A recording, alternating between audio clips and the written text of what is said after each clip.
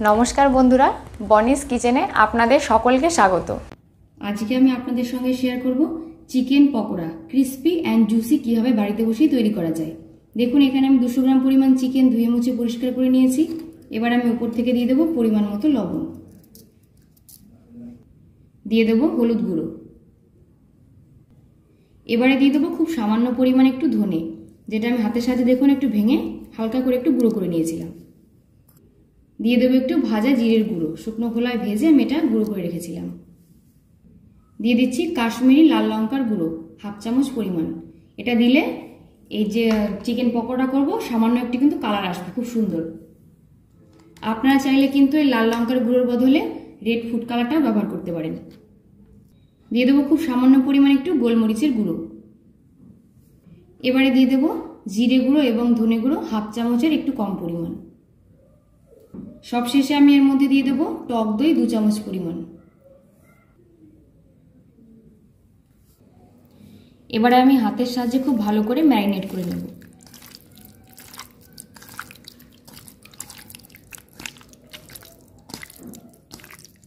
হাতের সাহায্যে একটু ম্যারিনেট করে নিয়েছি। এবার আমি এর মধ্যে দিয়ে দেবো আদা রসুন বাটা 1 চামচ পরিমাণ। আবারও আমি হাতের সাহায্যে খুব ভালো করে ম্যারিনেট করে নেব।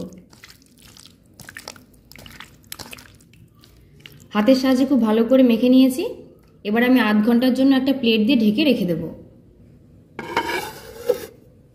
আধ ঘন্টা হয়ে গেছে, প্লেটটা আমি তুলে নিচ্ছি। এবার আমি এর মধ্যে একটু পাতিলেবুর রস দিয়ে দেব। চামচের সাহায্যে আমি একটু নেড়েচেড়ে মিশিয়ে নিচ্ছি। চামচের সাহায্যে খুব ভালো করে মিশিয়ে নিয়েছি। আবারও আমি 10 মিনিটের জন্য প্লেটটা দিয়ে ঢেকে রেখে দেব। 10 মিনিট হয়ে গেছে, প্লেটটা আমি তুলে নিচ্ছি। এবার আমি এর মধ্যে দিয়ে দিচ্ছি 1.5 চামচ পরিমাণ ময়দা, দেব 2 চামচ পরিমাণ কর্নফ্লাওয়ার,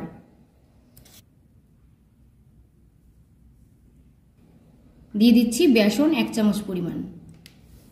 এবার আমি দিয়ে দেব ডিম। এখানে আমি একটা ডিম ফেটিয়ে নিয়েছিলাম, এর খানিকটা অংশ কিন্তু এর মধ্যে আমি ঢেলে দেব। হাত দিয়ে খুব ভালো করে মিশিয়ে নিচ্ছি।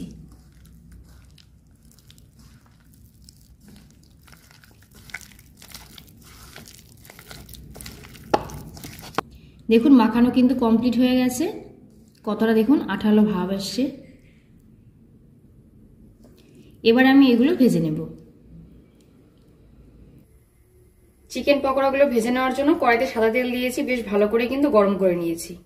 এবার আমি চিকেনের পকোড়াগুলো দেখুন হাতের সাহায্যে কতটা ভালো করে নাড়িয়ে চাড়িয়ে নিচ্ছি। এভাবে মিশিয়ে মিশিয়ে কিন্তু পকোড়াগুলো আমি দেব, তাহলে কিন্তু যে গ্রেভিটা আছে চিকেনের সঙ্গে খুব ভালো করেই মিশে যাবে। দেখুন খুব ভালো করে মিশিয়ে নিয়েছি। এবার আমি একটা একটা করে পিস এভাবে দিয়ে দেবো।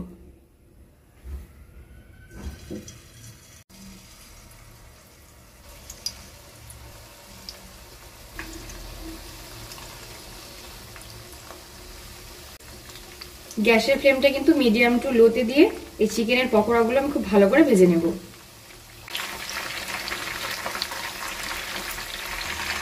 দেখুন চিকেন পকোড়া একটা বার উল্টে দিয়েছি, বেশ উল্টে পাল্টে লাল করে ভেজে কিন্তু আমি নামিয়ে নেব।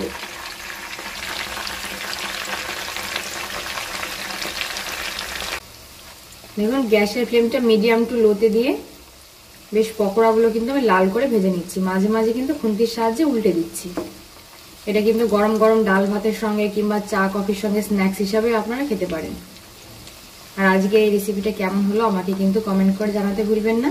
ভালো লেগে থাকলে লাইক করবেন, শেয়ার করবেন, আর আমার এই চ্যানেলটা সাবস্ক্রাইব করে আমার পাশে থাকবেন। ধন্যবাদ।